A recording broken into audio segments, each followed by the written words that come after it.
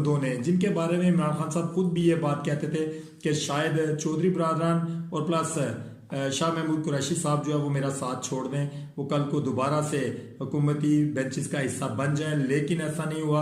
और इमरान खान साहब ने इस चीज़ को अप्रिशिएट भी किया और इमरान खान साहब ने ये कहा कि वाकई जिनके ऊपर मुझे यकीन नहीं था, उन्होंने मुझे इस चीज़ का यकीन दिलाया कि हम लोग खड़े हैं, हक और सच के साथ खड़े हैं।